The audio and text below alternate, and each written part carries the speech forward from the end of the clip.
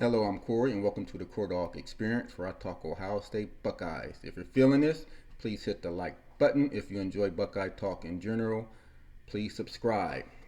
The spring game is here. Yes, it's coming. It's here. But first, let's officially close out the basketball season that just ended with Kansas winning the title. Congrats to them. Didn't watch the game, but congrats to Kansas. In general, the Big Ten had a terrible showing in this year's tournament. There's no other way to put it. Just terrible showing for the conference in general. For our Buckeyes, they did well given what they had to work with. Holtman did a I thought he did a good job given what he had to work with. A lot of folks don't agree with that. They rather see him shown the door, but he's not going anywhere. He had a good class coming in. So I thought he did a good year this year. He didn't have Justice Suing all year. Justin Orange lost his shot near the end of the year, never got it back. Kyle Young was in and out of concussion protocol heading into the tournament, so he had some stuff um, against them heading into the tournament, and they performed well given what they had to work with. So good season for them. Next year, he had the top class coming in. Of course, we as predicted, or as EJ Liddell, he's leaving. Declared for the draft. Malachi Branham declared for the draft. Didn't get an agent, so there's a chance if he doesn't like where he's projected to go, there's a chance he could come back. But he's still projected as a first rounder. I think if he were to come back, he'd be a top 10 pick next year. But it's hard to give up first round money regardless. So we'll see how that plays out for Branham. But Holtman, he has a good class coming in next year. He has a transfer coming in recently. It's a Tanner Holding out of Wright State. He's a scorer. He can soften that blow somewhat with Branham leaving, and he has a top 5 class coming in, highlighted by I believe the point guard out of Georgia, Thornton, and then the young man out of Florida was just named the Player of the Year since the ball. So and we got a big man. We finally got a big man. Zed Key's good. He's not a center. we got a big man coming in Felix Akpera, I believe. 6'11", big man. Hopefully he can navigate the paint, control the paint or whatnot. So he has a good class coming in. They're gonna be young, but it helps with Justice Suing coming back. I think earlier in the week was like he was debating, I want to play again, but do I want to play at Ohio State? But he confirmed he's going to stay at Ohio State, which is good. He's going to be probably the centerpiece of next year's team. So that's really good with him coming back. Orange, he's Justin. He's transferring, hitting the portal, and you hate to see him go, but I can understand why he's going. There's a lot of young bodies coming in, and he didn't perform well down the stretch, and he may need a fresh start as well. So good luck to him wherever he ends up landing. But we need to hit the portal again. I know we have Tanner Holden coming in, like I mentioned, but we need a big man. I looked at some of the targets we're looking at. There are a bunch of guards and forwards. We need a center. I would prefer us to get a center. There's a young man out of North Carolina State, I believe, Manny Bates. And then there's someone out of LSU who I believe was a previous Ohio State target before he committed to LSU, and I believe that's Efton Reed. So if we can get us another big man, that's who I think we should be focusing on in the transfer portal. Though there is the guard out of Illinois, Corbello. I wouldn't mind a guard of that nature, but I prefer a big man. But if we can land Corbello, I haven't seen anything where he's interested in Ohio State. But a guard of that caliber is hard to turn down guards of players of that caliber. But I prefer a big man. On the ladies' side, they had a good run. They got to where I thought they were going to get. McGuff, he did wonders with this team. It was maybe his best year coaching. And our ladies, they got to the Sweet 16. Had the opportunity to get past Texas. Just fell a little short at the end. But our ladies' team outperformed and what many people thought they were going to do this year. So with that said, I'm really interested to see how McGuff is going to do next year because the ladies' team, if they're not going to be the favorite, they're definitely going to be one of the favorites to win the conference next year because that team, for once, has a lot coming back. J.C. Sheldon's coming back. Taylor Mikesell announced she's coming back. The Splash Sisters are back. We lose Braxton Miller. She was a good, sort of like that glue person. You know how Kyle Young was the glue guy for Ohio State. That's what Braxton Miller was for the ladies team. But Madison Green's coming back from injury. She's a better offensively than Braxton Miller. Rebecca Mikasashkova is coming back. I think that's how you pronounce it. So she has a good core coming back, and it's going to be interesting to see what next year's team can do when he's expected to actually do something. In the past, when he was expected to do something, didn't always turn out good. Like I said, I thought he messed up some of the Kelsey Mitchell years, but we'll see what he does with next year's team. He has a lot coming back, and they should be challenging again for the Big Ten title and a high seed in the NCAA tournament. There, my basketball piece is dead, and not dead, but over with. We can move on. Spring ball is here. Football time is here. Yes, the pigskins flying around. Yes, Ohio State Buckeye spring game. So, for the spring game, coming up on April 16th, in this particular outing, I'm just going to focus on the offense this time around, and we'll get the defense on upcoming segments. So, offensive-wise, biggest news so far in terms of personnel is Cade Stover. He's moving back to tight end. He dabbled a little bit at linebacker last year, and according to him, he wanted to sow his oats at linebacker just to be sure he was comfortable and wanted to stay at tight end. It was funny reading it when he first made the announcement he was going back. People say, "Oh, the coaches are making him do that. The coaches are making him say that."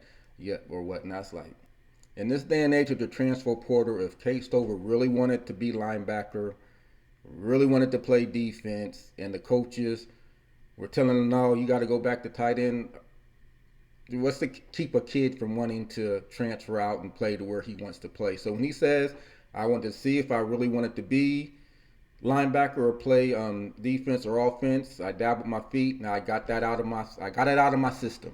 I'm comfortable at tight end. I want to go back to tight end, and I think that's a good move for him. Despite the inconsistent play of our linebackers last year, we got a lot of bodies at linebacker. Jeremy Ruckert's leaving. Cade Stover played a lot at tight end last year. He's going to be probably projected to be the number one tight end this year. It's like, why question it? He feels good being tight end. He wants to move back to tight end. He's going to be on the field literally every offensive snap. I think it's a good move for him. He has skills there. I believe he may have dabbled in that in high school. He's a very versatile player. And like he said, he wants to bring that defensive mentality to the offensive side of the ball. So hats off to him, and hopefully he can. Hopefully he'll be utilized some. We just so thoroughly underutilize our tight ends, but it's hard when you got the receivers we do. So hopefully they'll be able to get him involved in our other young tight ends, involved in the passing game a little bit more. So I'm interested to see how that works out. What other tight ends step up? According to some of the stuff I've been seeing, it's Joel Royer. He's the one who's been getting a lot of the other snaps at the tight end position. So, and that's some big shoes to fill. Jeremy Ruckert, underutilized, but still big shoes to fill, and I think Cade can handle that. Other big thing I'm interested in seeing in the spring game is how our offensive line is going to perform. I think down the stretch last year, they let us down in the running game. It was hard to run the ball, and I think a lot of those goal line situations, short yardage situations, has just made it evident we weren't getting the job done on the offensive line. And so hopefully Coach Fry can come in and change some of that. Hopefully getting the personnel back in the right spots will help that as well. Because you always hear that thing about getting your 4 or 5 best linemen on the field. And I think that's what we tried to do last year. We had basically 4 tackles on the field because talent-wise, they're our most talented folks, but they weren't natural guards. So we just so there's something to be said for that, getting your five best or four best offensive linemen on the field. But if they're playing out of position, are they really the best? So hopefully got some of our guys are moving back to their more natural positions of tackle.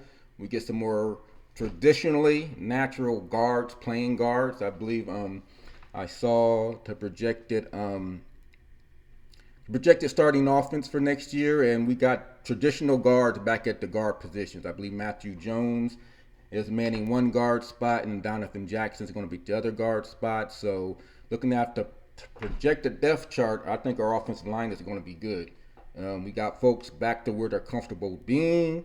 We should see an improved running game, in particular on the short yardage and goal line situations. It's going to be hard to see that in the spring game because they're not going to do a bunch of running up the middle, and they're just not. They never have. But it's going to be interesting to see how they do hold up in passing drills and stuff of that nature. And I'm excited to see what our offensive line is going to do because we've got Henderson in the backfield. We need to get that young man some more open lanes, and if we can get him going with the passing game we have, boom. So that's the only one little bit of weakness I thought coming down the stretch was the offensive line, and hopefully we can get some folks back in their more natural positions. So you see there on the screen where I got the projected lineup, and we got Luke Whippler back at center. I feel for the young man, Mr. Harry Miller. We heard about his health and health issues, so hopefully that trumps everything. So hopefully he can get that worked out, and wishing well for the young man. But Luke Whippler, he's back at center. I think we got our guards are going to be Donovan Jackson and Matt Jones. Interested to see what Donovan Jackson can do.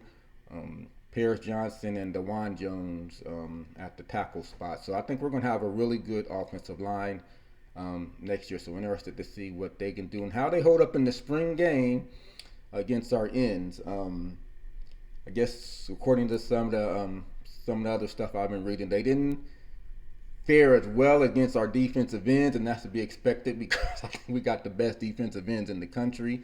Not only do we got the best, we got a lot of them. Sawyer, JT, Zach Harrison. We can just waves and waves of defensive ends. But like I said, we'll touch a little bit more on the defense because I know that's what everyone's anxious to see. How's the defense going to do? Because there really was no problems with the offense. Save some of the stuff down the stretch in terms of our offensive line and getting that running game going. But offensive line, our starters projected based on how they've been lining up and taking the first team reps. So I just went through the offensive line. Of course, C.J. Stroud at quarterback, Henderson at running back. It's been interesting to see what the three receivers are going to be. JSN's a given. Marvin Harrison has been consistently running with the first team. And then Julian Fleming, I'm just anxious to see what he can do because I think people are sleeping on Julian Fleming. Harrison had a great breakout game, but Fleming's been injured pretty much his whole time he's been here. Former five, so he's probably the highest rated receiver coming in out of the group we have. So if he can stay healthy, I'm just anxious to see what Julian Fleming can do. But he's been going in and out of the first team thing with our boy Emeka Igbugba. So we'll see how that works out. And from stuff I'm reading, the youngster Keon Graves has been flashing as well. Other receiver I'm interested in seeing that is getting some of the second team reps is Jaden Ballard. I heard or read that he's the fastest of the bunch. Remember a lot of conversations last year when people were seeing what Jameson Williams was doing up at Alabama. They were saying the word is Jaden Ballard has that type of speed. So it'll be interesting to see how that translates and if he's able to actually get on the field because he's one of those guys who have been somewhat nicked up along with Cameron Babb. So hopefully he can stay healthy, get out on the field and exhibit that speed. So interested to see what he can do in this spring game as well and how that plays out. Got Stover at tight end. Like I said, Joe Warrior has been the other person at that position that's been working in and out of with the first team group. So I think our offense is pretty set, and see up the thing there, the two deep. So I'm not worried about the offense. I don't think none of us really are worried about the offense. It's interesting to see how um, the backup QB battle's going. Cal McCord, he's entrenched, I think, as the backup, and there are reports. And it's funny because people are like, when's Cal McCord going to announce he's transferring? Like everyone says, waiting for him to announce he's transferring. So he had to come out and say, I'm not. It's never crossed my mind. I'm not transferring. I'm not going anywhere. And I gotta believe the young man until he said until he picks up the thing that he's actually leaving. I'm taking him at his word. He's a competitor. Yeah, I'm not transferring. Mr. Stroud did his thing, and I'm willing to hear. I'm getting better. I'm learning the offense. And next year, assuming Stroud leaves, it's going to be my spot next year. And it's like, come and take it from me. Devin's good, but I've been here. I've been in the system. And so he's going to have to come and take it from me. I'm not scared of competition. So you love to hear that out of your backup quarterback. McCord, like, I'm a 5-star. I'm not running from nobody. So that's good to hear him say that and announce that. And I think he's going to be good. And he's going to get a lot of playing time this year because I predict a lot of blowouts for Ohio State. He's going to get his opportunity to get in there and play. And the same goes for Devin Brown. We've seen some of the quotes that C.J. Stroud and some of the praise he's heaped down on Devin Brown, and I can't wait to see what he can do either. Cause I was a Devin Brown fan from the get-go. As soon as he announced his commitment, because remember when he announced, Jack Miller was still here. Quinn, I don't know how to say the last name, Ewers, whatever. He was still here, and Devin was like, I don't care. I'm going there to compete. Unless he knew something we didn't know regarding Jack Miller and Quinn, he's like, I'm coming there. I'm not scared of competition. I'm going there to compete. Because that quarterback room was stacked when he announced he was coming to Ohio State. So you see those type of people, you got to take your hats off to them, and you want those type of people on your squad. And it may be in thinking about that, I look at the transfer portal in a couple ways now. You look at that, you have folks like Devin Brown, or even Quinn for that matter. They see us a loaded room. I'm going to commit there, and if things don't work out now, it's easier to get out of that and move someplace else. I mean, if the transfer portal had never been in place, maybe Quinn doesn't even commit here in the first place. Maybe Devin Brown doesn't commit here in the first place. But the portal makes it easier for these guys to make these types of commitments to see how it plays out. And if you don't like it, okay then. I took my shot there. It didn't work out, so I can hit the transfer portal. So I think it has its pros and cons. I think people can take advantage of the transfer portal in that way. This is my dream school. This is where I want to go. But if it doesn't work out, I'm going to go someplace else. So I'm going to take my ball and go someplace else. But so I don't know if that was in Devin's thinking, but the fact that he came here with that crowded quarterback room, kudos to him. So hats off to him. So I'm interested to see how he plays in the spring game and just how the offense plays in the spring game in general in terms of pass protection. Because if we give our quarterbacks the time with those receivers, we know what Stroud can do throwing the ball. If we give our quarterback, we give Stroud the time. Who's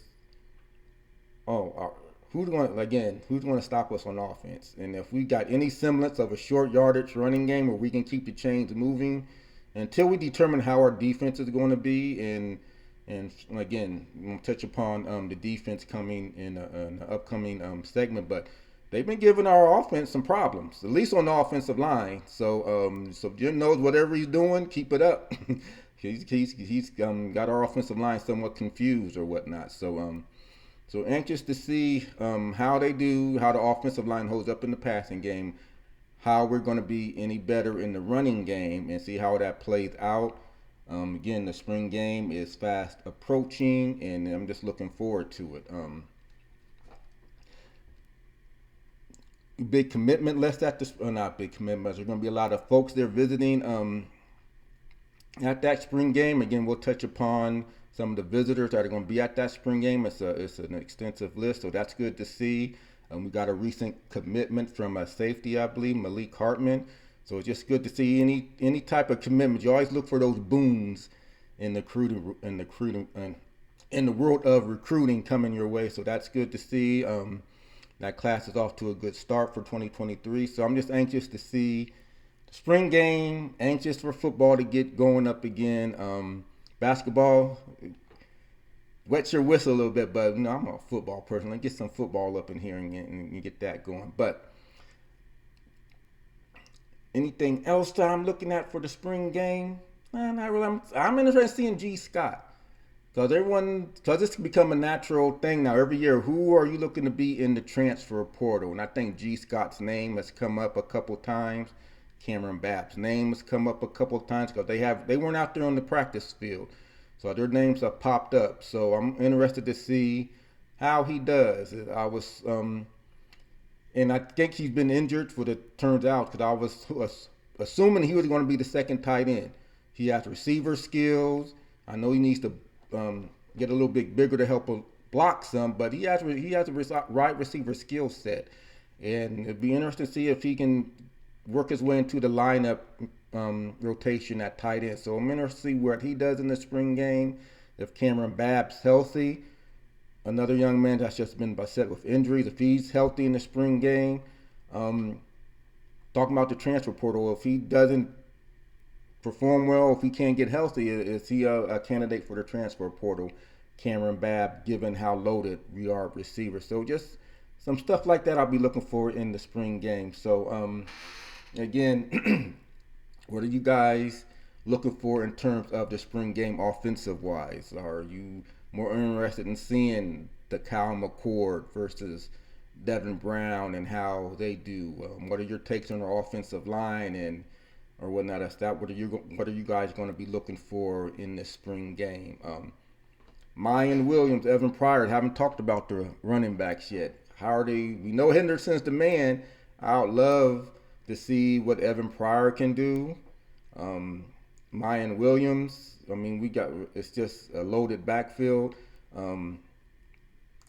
With Marcus Crowley, how's he going to perform? Is that another name that might pop up for a transfer portal? Because Mayan Williams and Evan Pryor, they're coming on.